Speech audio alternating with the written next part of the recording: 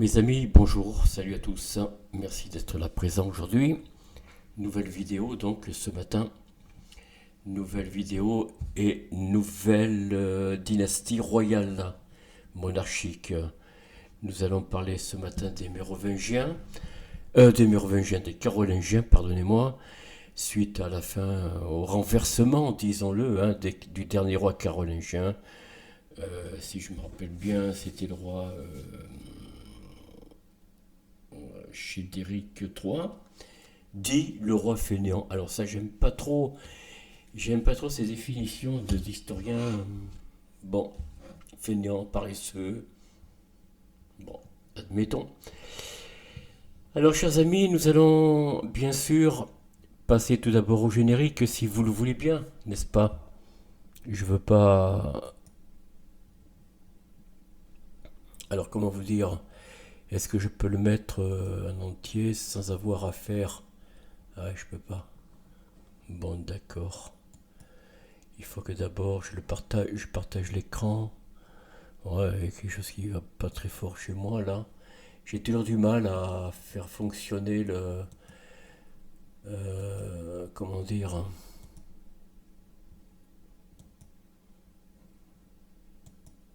Bon, voilà, c'est pas ce que je voulais faire, mais tant pis. Alors, chers amis, j'envoie le générique. Si vous le voulez bien. Voilà, j'espère que vous m'entendez bien, qu'il n'y a pas de problème. My Allons-y. care is like my shadow, laid bare beneath the sun. He follows me at all times and flies when I pursue it. I freeze and yet am always free. Freeze and yet am always free. I love and yet am forced to hate. I seek stark beauty inside. I praise.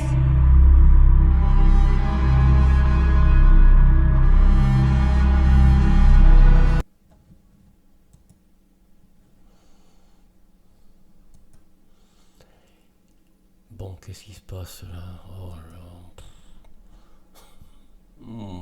Bon, voilà, chers amis, nous allons partager cet écran. Voilà, vous avez devant vous la liste des rois carolingiens, après les mérovingiens, dont ici Childéric III.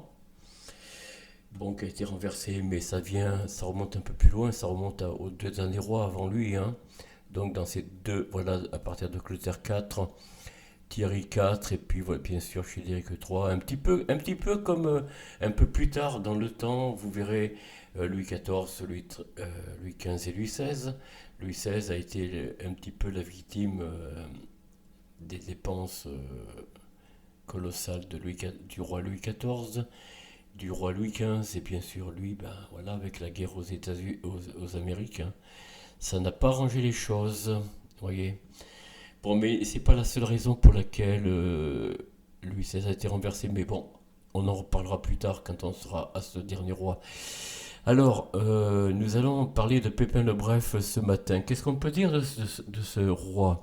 Bon, c'est le fils, comme vous le savez, de Charles Martel, qui lui-même est le fils de Pépin de Herzal. Et bon, un petit peu avant, je sais plus la généalogie des Pépins, des Pipinides, hein. Mais enfin, il faudrait que je fasse il faudrait faire une vidéo rien que sur les Pipinides, mais ça prendrait beaucoup de temps.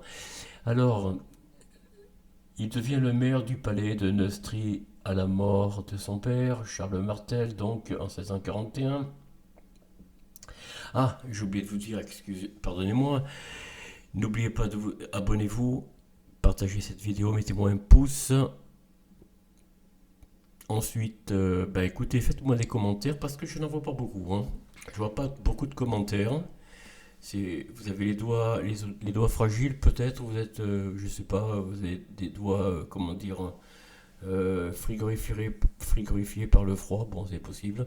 Enfin, faites-moi des commentaires, mettez-moi un pouce en haut ou en bas, activez la clochette, etc., etc. Bon, alors, il devient le maire du palais de Neustrie à la mort de son père Charles Martel en 1641, puis d'Austrasie après le retrait de son frère Carloman. Il dépose Childéric III et est élu roi des Francs en novembre 751, sacré en novembre 751 à Soissons par les évêques, puis à nouveau par des évêques, bon, plusieurs évêques l'ont sacré, puis à nouveau en 754 par le pape Étienne à Saint-Denis. Alors, Étienne II, oh, pardon. Alors voilà, vous voyez, jusqu'à le dernier roi, Childéric III, mérovingien, le pape n'intervenait pas. Vous voyez ce que je veux dire? Il poussait un petit peu les Carolingiens, les maires du palais, pour accélérer la prise du pouvoir, le renversement des rois carolingiens. Bon, ça s'est fait avec le temps. Et voici que nous en sommes arrivés là, hein. Donc on va parler donc du roi Pépin, puisque c'est le premier roi des Carolingiens, n'est-ce pas? Alors, Pépin III, dit le bref, né en 1641, je viens de le dire, est mort le 24 septembre 1668 à Saint-Denis, près de Paris, et roi des Francs de 1651 à 768, issu de la famille noble franque que l'on appellera les Pépinides ou Pipinides. Je comprends pas là. Les Pépinides, bon, c'est possible.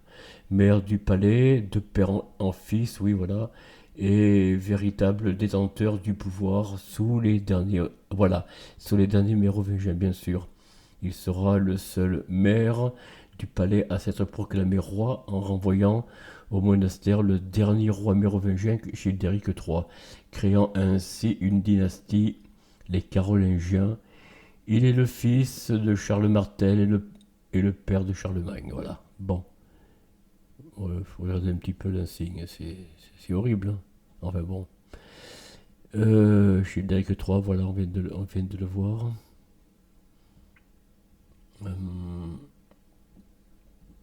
Oui.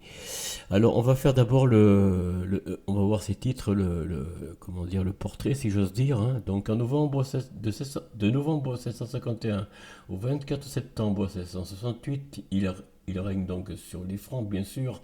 Il est roi des Francs. Les Gaulois, toujours, hein, pour l'instant. Couronnement novembre 751 à Soissons.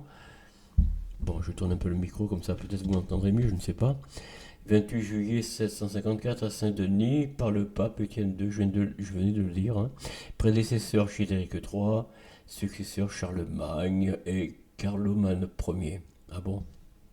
Lequel va être en premier roi? Il me semble que c'est Carloman, je suis pas sûr. Enfin bon, c'est quoi? C'est le gisant ça? Attendez, hop, je crois que c'est le gisant de Carloman, oui. Il semblerait. Si je me trompe pas, bon, on va aller voir là. Bon, ça y est, oui. Voilà, c'est le gisant, oui. En effet. Taille de cet aperçu. Autre, bon. Retirons. Voilà, Carloman. On revient donc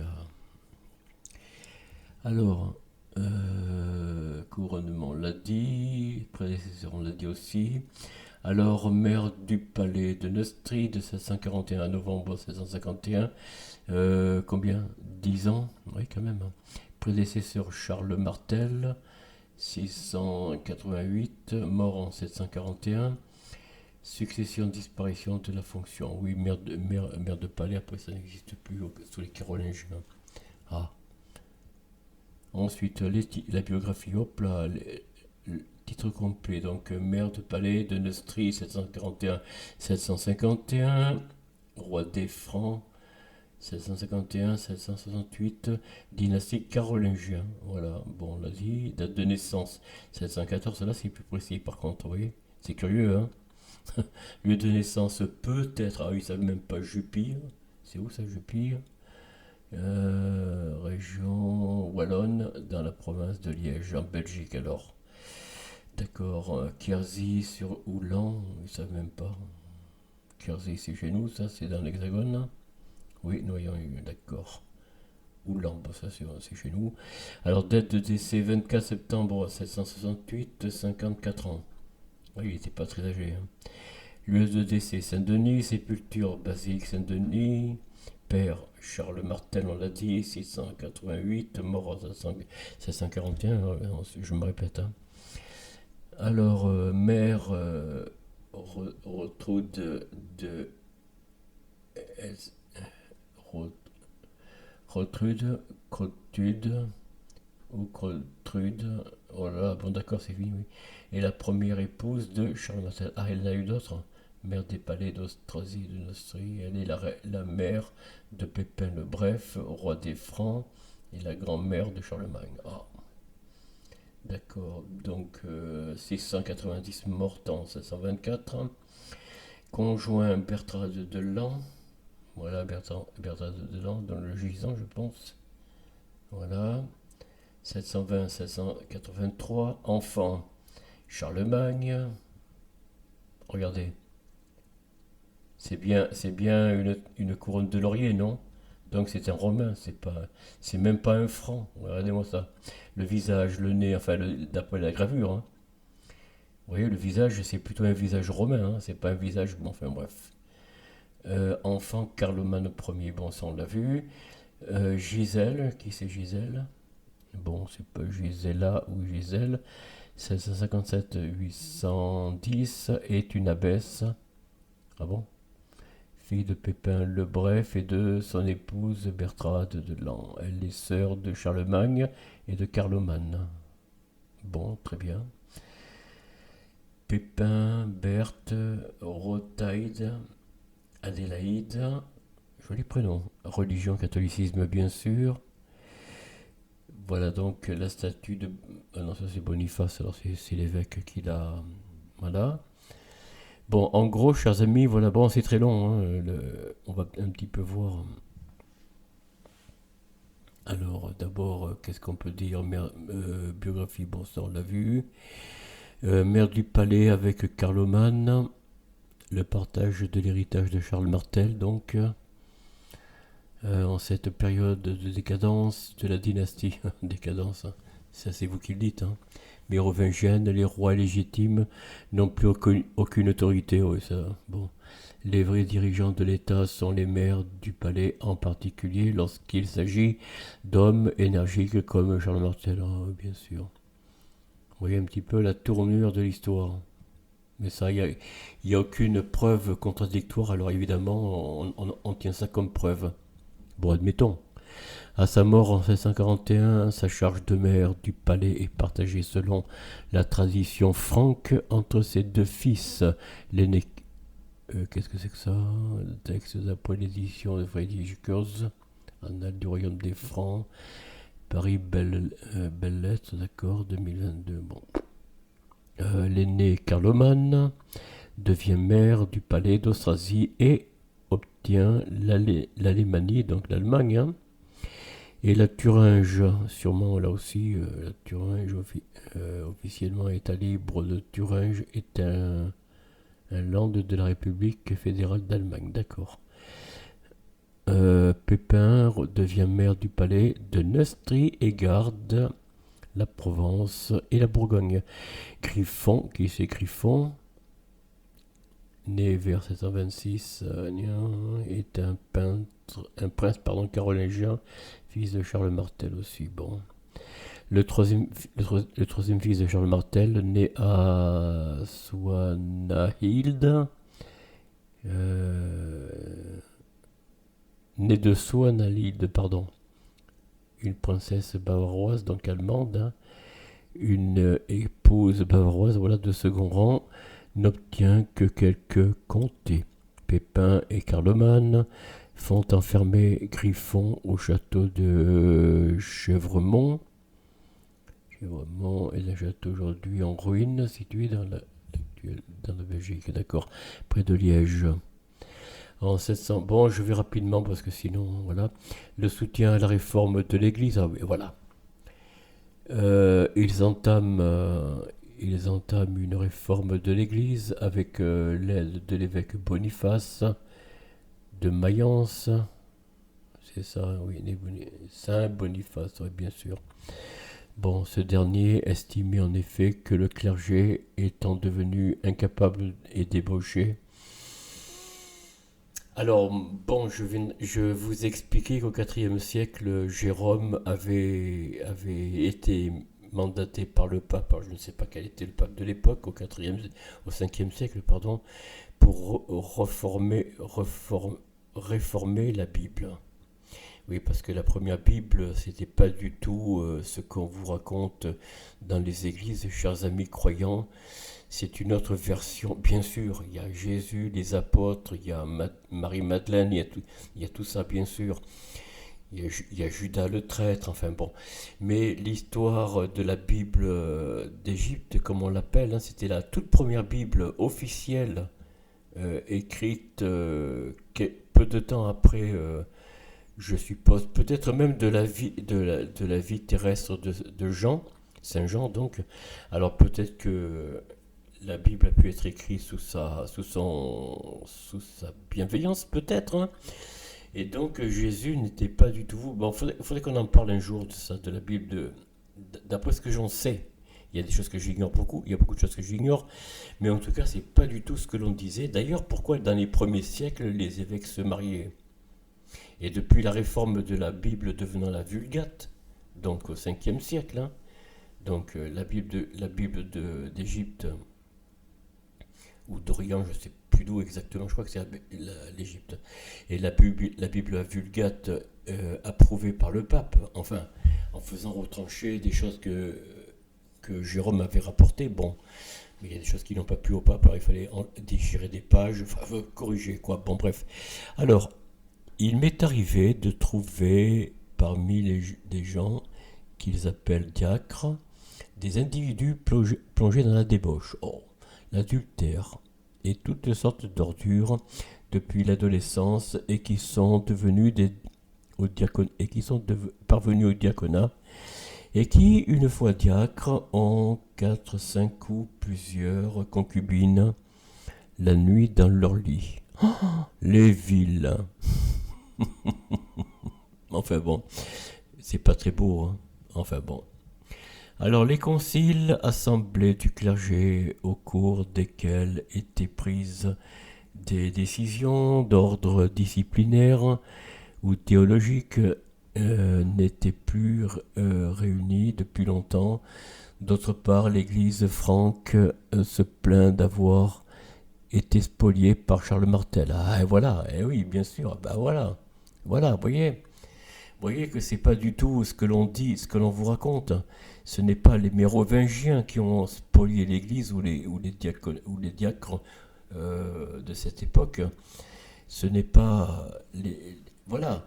Les rois mérovingiens vivaient dans leur foi ancestrale, on peut le dire, hein, la foi primordiale, mais ils acceptaient que d'autres croyances pouvaient se trouver dans le royaume, du moment qu'ils ne faisaient pas de zèle, qu'ils ne faisaient pas de propagande, ou du moins et surtout qu'ils ne se soulevaient pas contre les rois, contre les princes évidemment, qui laissaient en paix, autant que faire se peut, en paix on va dire la marche du royaume, vous comprenez.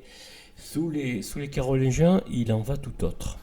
Et vous allez comprendre pourquoi quand j'arriverai à Charlemagne. Alors, les conciles assemblés du clergé, au cours desquels je l'ai lu depuis longtemps. D'autre part, l'Église. Ouais, d'accord, bon. Alors, des conciles sont organisés dès les premières années, évidemment. Évidemment, le pape a enfin les mains libres, il peut intervenir directement dans le pays franc ou gaulois. Comme je vous l'ai dit, jusqu'au 8e siècle, nous y sommes, 1643. Les rois francs, donc là ici carolingiens, provenant des rois francs, des francs bien sûr, hein, d'Allemagne, même de Rome, je dirais. On a vu à l'instant le portrait d'une gravure de Charlemagne. C'est pas très allemand, ça, hein. C'est pas très germanique, c'est plutôt un portrait romain. Une couronne de laurier, les Allemands ne portaient pas ça. Les princes allemands, les nobles allemands, ils portaient pas, ni les rois d'ailleurs, les rois allemands ne portaient pas de couronne de laurier. Que je sache, pardon. Oh là là. Alors, le premier par Carloman le 21. Le premier concile, donc, par Carloman le 21 avril 1642, c'est mal écrit. appelé Concilium Germanicum, concile germanique, a lieu en Austrasie, peut-être à Cologne, en Allemagne donc. C'est joli, hein. Alors, le second également par Carloman en mars 743 au Zestine, c'est ça, est un lieu de Belgique. Ah, je savais pas, je connaissais pas. Le troisième par Pépin en mars 744 à Soissons, donc en Neustrie, où sont reprises et complétées les décisions adoptées oh là là, lors des deux premiers conclaves, pardon, non conciles, pardon, les conclaves c'est à Rome. Cette réforme met en place une nouvelle hiérarchie au sein du clergé, voilà, franc, vous voyez. Une nouvelle hiérarchie, c'est-à-dire que c'est des évêques, des prêtres qui seront formés à Rome. Comprenez bien. C'est pas sur le sol gaulois de l'Hexagone qu'ils vont trouver, comment dire, les évêques et les prêtres. Cette réforme mise en place une nouvelle hiérarchie au sein du clergé franc, à la tête de laquelle on trouve Saint Boniface. Tiens, 680-1654, l'évangélisateur de la Germanie, comme dirigeant des différents évêques répartis dans différentes villes du royaume. Alors l'évangélisation de l'Allemagne comme de l'Hexagone, de la Gaule, va pas se faire dans la paix. Voilà, où tu te convertis, où je te tranche le lard, ou alors on t'enferme, dans un monastère, ou alors tu vas travailler dans les champs, puis tu ne bougeras plus de là, quoi. Jusqu'à ta mort, tu vas rester là. C'est les serfs. Les serfs, pardon. Alors, l'évangélisateur de la Germanie, donc, les différents évêques répartis dans différentes villes du royaume. Les prêtres indignes sont destitués. Pépin décide de restituer les terres accaparées, bien sûr, par son père et en précaire, c'est ça. La précaire est une terre concédée en bénéfice par un supérieur à un inférieur à la demande. Voilà, c'est ce que je vous disais dans l'une des vidéos que Oleg de Normandie raconte bien, il parle très bien. Il disait qu'autrefois, au temps des rois carolingiens, ce qu'on appelle la loi précaire, la précaire était une terre concédée donc en bénéfice par un supérieur à un inférieur. Ça veut dire que le petit paysan, le paysan simple, travailleur, pouvait cultiver sa terre à sa guise, à sa guise. Il y avait des règles, mais il était libre de le faire, de travailler sa terre sans rendre de compte directement, sauf à payer des taxes, bien sûr, mais enfin, il était propriétaire en quelque sorte, de manière précaire peut-être, mais il était propriétaire de sa terre, ce qui ne sera pas le cas sur les Carolingiens. Écoutez bien, Pépin décide de restituer les terres accaparées par son père, en précaire donc. Son père, c'était le père de Charles Martel, d'accord, à la demande du roi selon la Precaria Verbo Regis. Est une terre concédée. Ça, je vais le garder, ça, c'est pas mal du tout. Attendez, hop, qu'est-ce que je fais là? Voilà, on va mettre ça, hop. Bon, j'ai pas trop le temps de lire, chers amis, je suis désolé, je suis navré, je dois aller très vite. Sinon, on va y passer des heures. En outre, Pépin soutient les tentatives de Saint Boniface pour évangéliser les Germains d'au-delà du Rhin, principalement dans l'espoir que la conversion des turbulents voisins du royaume franc permette de pacifier les frontières et d'en préparer l'annexion future. Évidemment, c'était le but. Dans le cadre de ce soutien, le siège épiscopal de Mayence est érigé en métropole de la nouvelle église germanique, qui est ainsi rattachée dès sa naissance à l'église franque. Alors, la crise de 1643, pardon. En 1643, Pépin et Carloman libèrent le mérovingien Childéric III, ah bon, du monastère où il avait été enfermé par Charles Martel. Ah, décidément. Et lui permettent d'occuper le trône dont leur père l'avait évincé.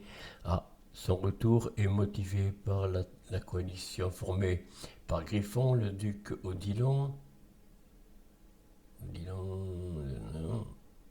un aristocrate bavarois, d'accord, de Bavière, donc le duc d'Aquitaine, Hunald, et celui d'Allemagne. Théodebald, donc ces derniers réagissent mal à l'élimination politique de Griffon, c'est ça, demi-frère de Pépin et Carloman, et contestent la légitimité des Pépinides après plusieurs campagnes militaires et le rétablissement de Childéric III. Pépin et Carloman trouvent le moyen de les calmer pendant un moment. En 744, Pépin épouse Bertrade de Lan, traditionnellement appelée Berthe au grand pied. Ah bon, pourquoi? Je sais pas. Bon. Fille de Caribert, comte de Lan. Elle lui donne plusieurs héritiers, dont le futur empereur Charlemagne. L'éviction du dernier mérovingien, voilà, nous y arrivons. En 1643, son frère Carloman, choisissant la vie monastique en Italie, au monastère du Mont Cassin, c'est près de Rome, ça, non? Ah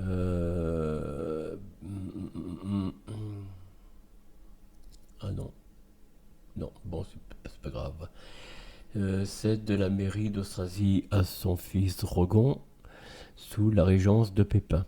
Pépin écarte Drogon et devient alors le seul dirigeant effectif de tout le royaume franc. Dès lors, il va tout faire pour se débarrasser de Childéric III, qui ça? Pépin, donc le souverain mérovingien dont il dépend officiellement. D'ailleurs, son père, pour prouver l'inutilité des rois mérovingiens, avait laissé vacant le trône après la mort de Thierry IV en 737. Pendant les 7 ans qui suivirent, tous les documents officiels furent datés de 737. En 749 ou 750, Pépin envoie une délégation franque auprès du pape Zacharie,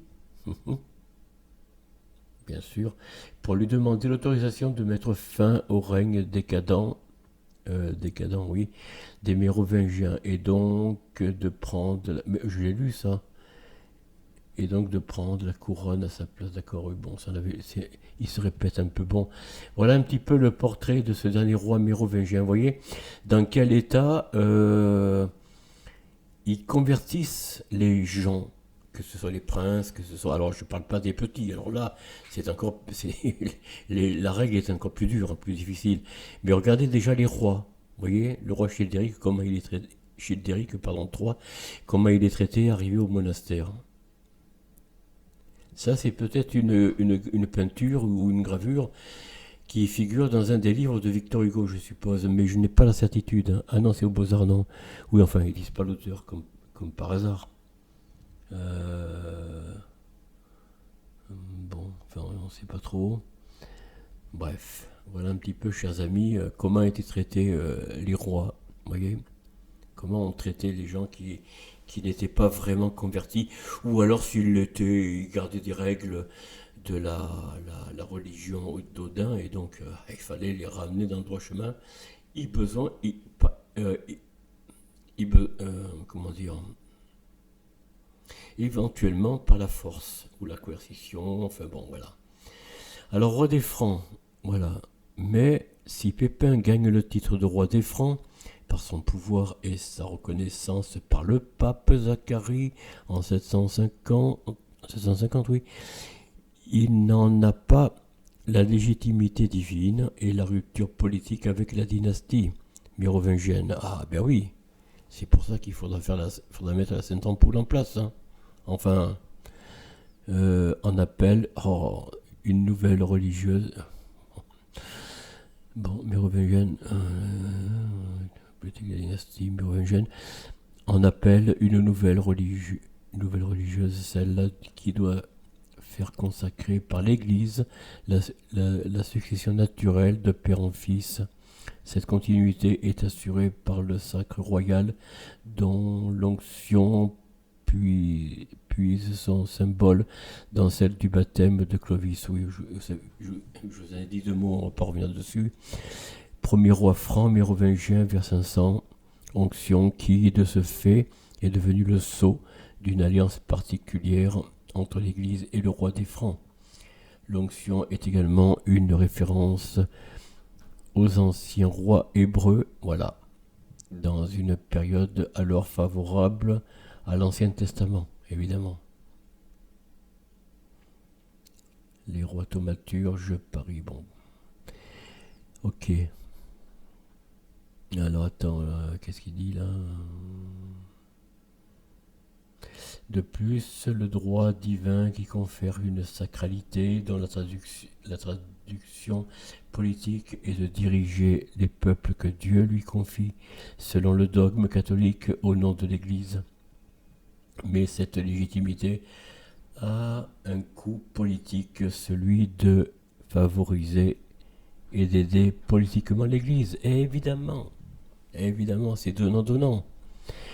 Et celui qui la dirige, le pape, Zacharie, bien sûr, se soumettre au pape, sans condition, qui avait donné de Rome son assentiment au changement de dynastie. Voilà, c'est du chantage, oui. Là, j'ai la preuve, vous avez la preuve, chers amis, de ce que l'Église a dû demander au peuple soumis, au peuple, on va dire, converti, enfin, entre guillemets, quelles étaient les conditions que l'Église fixait à l'époque.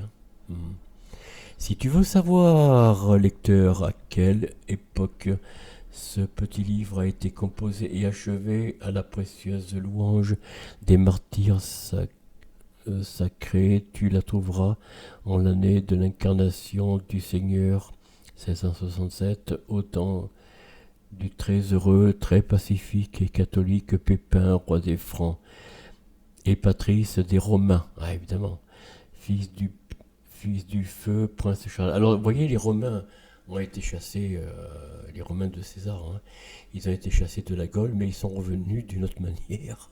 Ils sont revenus occuper la Gaule, occuper nos institutions, notre histoire, toute la civilisation, entre guillemets, qui est plus dans l'obscurité que la lumière, faut dire ce qui est. Parce qu'on nous cache tout le passé qu'il y a eu sous les Mérovingiens, et bien sûr, bien avant les Mérovingiens. Donc tout ça, c'est à gommer. Alors bien sûr, ils ont gardé quelques traces, on l'a lu ensemble, de l'histoire des Mérovingiens, mais vous voyez, beaucoup de choses, de sujets ont été écartés. Tandis que là, regardez un petit peu, vous allez voir, c'est assez long, je ne vais pas tout vous dire. Alors,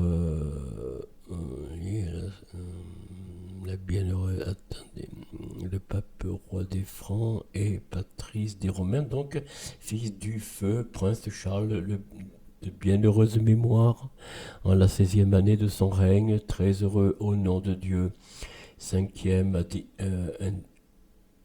indiction, et en la 13e année de ses fils, eux-mêmes rois des Francs, Charles et Carloman, ceci par les mains du très bienheureux seigneur Étienne, pape de sainte mémoire, furent consacrés rois par le Saint-Crème, en même temps que leur père Sully, le très glorieux seigneur roi Pépin, par la providence de Dieu et l'intercession des saints apôtres Pierre et Paul. Bon, enfin bref, je ne vais pas tout vous lire, vous comprenez un petit peu. Je ne vais pas dire vraiment ce que j'en pense et je ne veux pas blesser les croyants, chers amis, mais regardez bien. Écoutez bien ce que je vous dis, ce que je lis. C'est pas moi qui le dis, c'est quand même Wikipédia qui est une source officiellement admise.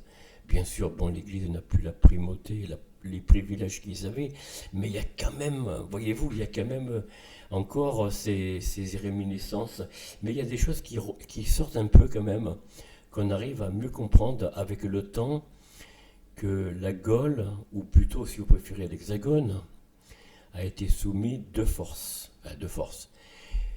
Pour avoir obtenu la destitution du roi, il faut que je le lise parce que décidément j'ai du mal à me souvenir des noms, chez Éric III. Pour pouvoir le destituer et prendre sa place, il fallait que le pape donne son accord. Ça veut dire que les Pépinides étaient déjà proches de Rome, mais tant qu'ils n'avaient pas le pouvoir, ils restaient assez à l'écart. Ils ont attendu leur heure. Donc c'est Pépin le Bref qui va prendre le pouvoir et imposer, avec l'accord de Rome, bien sûr, du pape Zacharie, et puis Étienne, hein, bien sûr, ils vont pouvoir imposer la conversion à toute la Gaule ou à tout l'Hexagone, si vous préférez, puisqu'on va arriver à la nouvelle nomination. Mais il fallait faire allégeance à qui? Au pape de Rome, évidemment, qui lui est rentré comme un César, de nouveau conquérant, mais avec une certaine violence. Je vous en parlerai quand on en saura Charlemagne, mais vous verrez que cette violence n'a rien à voir avec celle de César. Enfin, n'a rien à voir. Il y a des similitudes, c'est à la mode romaine. C'est, comment dire, le droit de je ne sais plus comment on dit, couper la tête, je ne sais plus comment on dit en latin. Le droit romain, il y a un droit romain, c'est decapitis maxima et decapitis minima. Bon, voilà, là, il fallait couper les têtes, mais symboliquement d'abord. Tout d'abord, c'est par la conversion forcée, éventuellement avec une coercition morale, et puis bien sûr nutricière, évidemment. Il y avait des moyens de faire pression sur les individus qui ne voulaient pas se convertir. Après, si vraiment les individus, et il y en a beaucoup qui sont assez fidèles à la foi d'Odin, ils ont été décapités, ou alors déportés, je ne sais pas où. Enfin, déportés, pour ça c'est au temps de Charlemagne, mais on en reparlera avec les musulmans de Cordoue, mais ça on en reparlera après. Après, dans une autre vidéo. Alors, le soutien à la papauté et la lutte contre les Lombards. Alors là, les alliances échangent, forcément. Les Mérovingiens s'étaient alliés avec les Lombards, parce que eux-mêmes, les Lombards, ont une tradition germanique commune avec les Mérovingiens. En tout cas, les parties franques de notre pays. Et ils avaient là aussi le dieu Odin, je pense, les Lombards.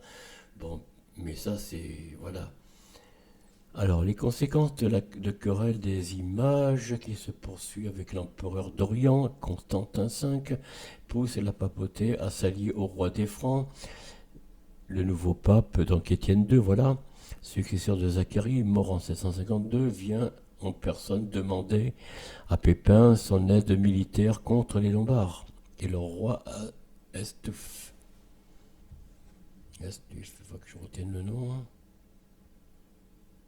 vous voyez, je vais vous montrer quelque chose, vous allez peut-être comprendre. Bon, ça y est, non, voilà. Regardez les symboles, il n'y a rien de chrétien, ça c'est sûr. Regardez bien. Alors je ne saurais interpréter les runes, je ne suis pas quelqu'un de très calé là-dessus, mais là vous voyez qu'il n'y a rien de chrétien. Et ça gênait bien sûr le pape. Voilà les Lombards. Alors ici la Sicile, là c'est Milan je suppose, là c'est la porte, alors je sais pas trop. J'ai envie d'agrandir la page, voilà. Ah non, byzantin, pardon, c'est ça. Langobardie, voilà, c'est ça, oui, regardez. Voilà, c'est toute la carte. On va l'agrandir pour que vous ayez le... Ah non, bon, on n'a rien. Langobardie, Byzantini. Bon. Reviens. Voilà, je m'en doutais. Voilà. Aristolphe. Bon, ça, on verra ça quand je regarderai l'histoire des... Voilà, on revient sur les Carolingiens, pardon. Ah, quand les Lombards et le roi, c'est donc aussi écrit à Estulf. Bon, ou Astol, Adolphe. Ils vont pas l'appeler Adolphe quand même. Non, mais sans blague. Qui menace Rome, ah, évidemment, évidemment. Voilà. Bon, je vais pas vous lire le désaccord qu'il y a entre. Tiens, la Corse. Oh, oh, qu'est-ce qu'ils font la Corse? La Corse est une ligne. D'accord. Euh, un traité est signé créant les États pontificaux. Il comprend une donation du pape et une contrepartie, évidemment. La donation connue sous le nom de donation de Quercy attribue au pape l'exarchat de Ravenne, la Corse, la Sardaigne et la Sicile. Ouais, d'accord. Bon. Le sacre de 754, bon, on va pas trop. Qu'est-ce que c'est que ça? Charlemagne. Ah, encore lui. Voilà, le sacre comment dire, le sacre de Pépin le Bref à Saint-Denis. Oui, il fallait officialiser la nouvelle dynastie par une sacralisation tout à fait en règle, si l'on peut dire. La consolidation du royaume. Sous son règne, Pépin remet de l'ordre dans son royaume.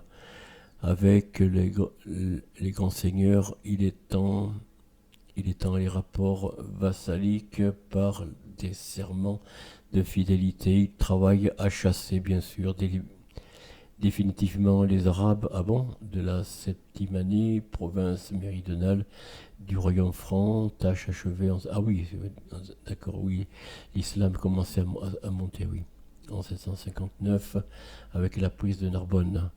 Il reprend l'Aquitaine après une longue série de campagnes contre le duc d'Aquitaine, même franc.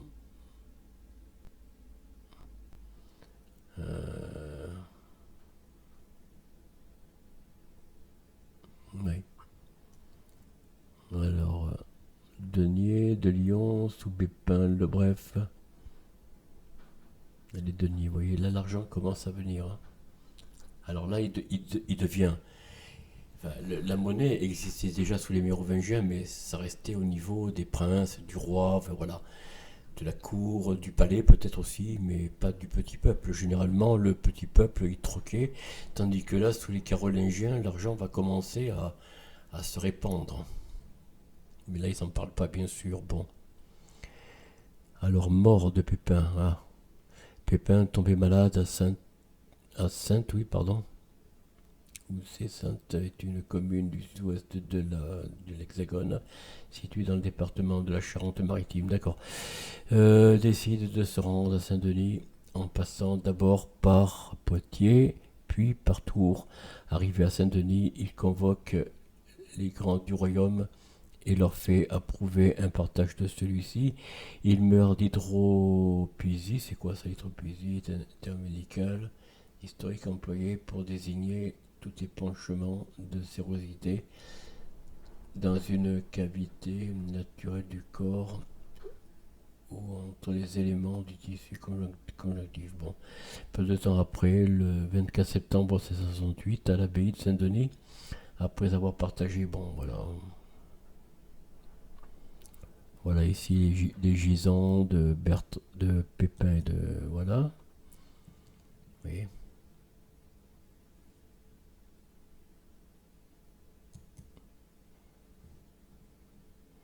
Bon, après ces chronologies, on va pas trop s'y arrêter. Voilà, les notes. Bon. J'aurais pu encore aller plus loin, chers amis, bien sûr. J'aurais pu vous donner davantage de sources d'informations, mais je vous laisse un peu faire le travail. Hein. Je ne vais pas tout vous dire, sinon les vidéos dureraient beaucoup plus longtemps que ça. Alors, j'avais envie de vous parler un petit peu de... qu'est-ce que c'est que ça? Voilà. Qu'est-ce que j'avais à faire? Non, je voulais vous parler d'une actualité, mais elle n'est pas de l'Hexagone. Alors oui, vous avez entendu, chers amis. Alors dans l'actualité, je vais revenir un petit peu ici. Non, ici, voilà. Alors attendez, hop. Non, qu'est-ce que je fais? C'est ça. Voilà, chers amis, on se retrouve. Alors l'actualité, c'est que Monsieur Darmanin veut faire une loi. Voilà, je vous parle un peu de notre pays, hein. Nous sommes en 2025. Monsieur Darmanin, donc ministre garde des Sceaux, je crois, ministre de l'Intérieur, veut faire une loi sur des prisons, des nouvelles prisons de haute sécurité, s'il vous plaît. Alors, je ne sais plus pour quelle raison exactement. Il faudrait que j'aille faire un. Il faudrait que je ne sais plus exactement. Il voulait faire une loi. À vous de me rafraîchir un peu la mémoire, chers amis. Une loi pour faire des nouvelles prisons sur les. C'est quoi? Sur les terroristes, je crois. Il me semble, hein. Une loi. Pourquoi faire des lois? On fait sortir des gens de prison, puis on fait une loi pour enfermer d'autres prisonniers. Mais c'est quoi ça? C'est de la, c'est de la foutaise, non? Vous croyez pas? Trop de lois tuent les lois, hein. Vous voyez, dans l'Hexagone, on est le pays qui pondons des lois tous les jours, quoi. Tous les jours, tous les jours, tous les jours. Il y a des tonnes de livres que de lois, de décrets inapplicables, d'ailleurs, comme les lois inapplicables, puisque soi-disant promulgués, mais promulgués non signés par un roi, ça vaut rien. Donc par conséquent, il n'y a pas de pérennité. Pour qu'une loi soit valide, il faut qu'elle soit faite par un gouvernement légitime, dans la durée, au moins. Mais là, ce n'est pas le cas. La durée républicaine, il n'y a pas de durée, puisque la République ne s'est pas fondée sur une légitimité que je sache. Bon, un petit peu comme. Remarquez, on pourrait dire pareil pour les rois carolingiens. C'est vrai qu'il y a eu une forme. Oui, on peut dire ça. Enfin, c'est vrai que là, il y a une bataille qui pourrait être menée, effectivement, sur le droit juridique entre les Carolingiens, qui étaient les rois francs, et puis les Carolingiens qui ont pris le pouvoir en renversant un roi légitime. On peut dire qu'est-ce qu'il y a de légitime là-dedans, dans ce renversement, hein. On peut se le demander. Mais ils ont pris Rome comme référence pour asseoir leur pouvoir par la sacralisation des familles. Et depuis, cette coutume s'est étendue jusqu'à la Révolution. C'est ça, hein, jusqu'à la Révolution de l'Hexagone. Et c'est vrai que c'est un sujet d'actualité sur le plan juridique qui pourrait être soulevé, parce que d'un côté, vous avez les légitimistes. Moi, je suis royaliste, évidemment, mais les légitimistes qui veulent de nouveau un roi de droit divin. Alors là, un petit peu comme autrefois la Rome qui est partie chasser sous ses armes et est revenue sous la forme du pape. Vous voyez? Donc, de nouveau, l'Église romaine a pris la place de César. On peut dire que Zacharie, je ne sais plus le numéro là, Zacharie était un peu le nouveau César religieux, on peut dire ça comme ça, hein. Je ne sais pas, c'est vrai. Rome a été chassée d'un côté, puis est revenue de l'autre, quoi. Alors on ne sait pas ce que l'on peut trouver. Personnellement, je pense que mon commentaire sur l'actualité de l'histoire de la monarchie de notre pays, hein, elle a trouvé sa légitimité assise sur la sacralisation des rois. Voilà. Autrement dit, les Mérovingiens, ils l'ont déclassé comme n'étant pas légitime, quelque part. Même s'ils ont fondé le royaume franc, mais voilà, il y avait du soi-disant désordre. Alors là, ça me fait vraiment un peu sourire quelque part. Ça m'amuse d'entendre ça, les désordres. Quand il y avait une telle reconnaissance du peuple qui pouvait, par le prêt de la terre précaire, comme vous l'avez vu, hein, comme je vous l'explique maintenant, la précarité de la terre, c'était qu'on laissait. La précarité, ça veut dire tu vis, tu meurs, quoi. Voilà. Après, ça revient à tes enfants. C'est par précarité, c'est ce que ça veut dire, hein. Ça veut dire que le peuple paysan, agriculteur, cultivateur, pouvait cultiver sa terre sans que le roi en ait la propriété. Il laissait une propriété de manière précaire. On pourrait assimiler ce terme, je ne sais pas si on peut assimiler ce terme par l'usufruit. l'usufruité, je sais pas. En tout cas, ils peuvent user de leurs terres, élever, cultiver, faire leur pain, leur fromage, ce que vous voulez, leur beurre, sans avoir de compte à rendre au roi. Ce ne sera pas la même chose avec les Carolingiens d'ailleurs. Ils n'en parlent pas, mais si, ils l'ont dit sous Charles Martel, ils ont mis fin à la terre précaire, auprès de la terre précaire, enfin à la donation, pardon, à la donation de la terre précaire aux, aux gens d'en bas, si vous voulez, au peuple d'en bas, au petit peuple. Voilà. Donc le petit peuple devenait sous les Carolingiens, et c'est le droit romain qui s'applique en fait. C'est le droit romain qui s'applique depuis Rome jusqu'à aujourd'hui. Jusqu'à aujourd'hui, nous sommes encore sous le droit romain. Ah oui, pas officiellement, non, c'est vrai, pas officiellement, mais c'est le droit romain qui s'applique. Ça veut dire que si vous voulez une terre, il faut payer des taxes, il faut payer à qui? Ben, au gouvernement. Alors que là, la monarchie mérovingienne ne prenait pratiquement rien de la terre précaire. Tandis que les Carolingiens, non, il fallait leur donner une taxe.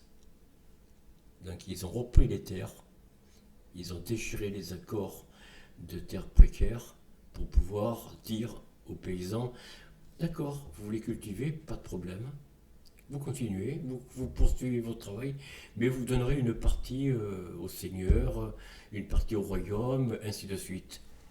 Voilà, c'est de là que viendront les taxes dont on parlera plus tard, la gamelle, le sel et tout ça. Bon, bref, mais ça c'est dans le temps. Voilà, chers amis, un petit peu la vidéo que je voulais faire aujourd'hui avec vous. C'est un peu difficile de parler d'une transition pacifique. Vous l'avez vu, hein, vous avez vu que c'était pas si pacifique que ça. Bien au contraire, ça s'est fait avec, on va dire, une pression, avec d'abord l'accord de Rome, évidemment. C'est ce que je vous dis. Rome a donné son accord, mais en contrepartie, toi, tu me donnes ça.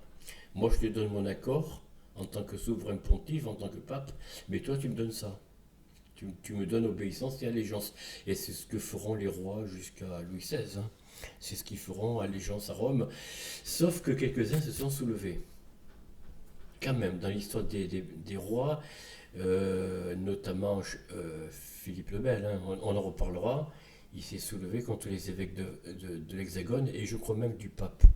Bon, vous me direz, Napoléon aussi, il a fait ça. Il avait prisonnier le pape Pie VI, je crois. Mais enfin, c'était pour d'autres raisons, ça n'a pas grand-chose à voir avec les rois. Voilà, chers amis, ce que j'avais à dire sur cette histoire un peu de transition, là, hein, des Carolingiens, qui chassent les Mérovingiens, parce que je vous ai lu ce qu'il en était de la part de l'évêque Étienne, je crois, ou avant Étienne, qui disait que c'était des gens corrompus dès leur adolescence, pour pas dire leur enfance, hein, mais enfin dès leur adolescence, ils étaient déjà relâchés, corrompus, le clergé surtout, hein, surtout le clergé, les diacres là notamment. Ah évidemment, c'était pas c'était pas l'évangile tel qu'on le connaît aujourd'hui, hein. C'était l'évangile selon la Bible, comme je vous l'ai dit, selon la Bible d'Égypte, hein, je crois. La Bible avant la Vulgate, faites vos recherches. Moi, je ferai les miennes de mon côté. Je pense qu'il y a beaucoup à dire sur les deux Bibles comparées, parce que c'est important de bien comprendre ce qui s'est passé. Pourquoi tout d'un coup les prêtres et les évêques ne pouvaient plus se marier. Alors oui, au tout premier siècle, peut-être sous les Carolingiens, peut-être que les évêques pouvaient se marier, mais une seule femme. Pas de concubine, surtout pas, mais une seule femme. Alors est-ce que c'est vrai que les clercs, les diacres, sous-diacres avaient des concubines au temps des Mérovingiens? Je suis pas tellement sûr, mais c'est possible, mais je ne suis pas très certain. Je pense pas que... Moi, je pense, chers amis, comme je vous l'ai dit, hein, me référant à ce que j'ai appris d'Oleg à travers ses sources, qui sont notamment de Monsieur Lombard, je ne sais plus son prénom, Lombard, et puis d'autres hein, que je n'ai pas en tête. il est à peu près sûr il y avait une règle qui était beaucoup plus juste que ce qui s'est passé après.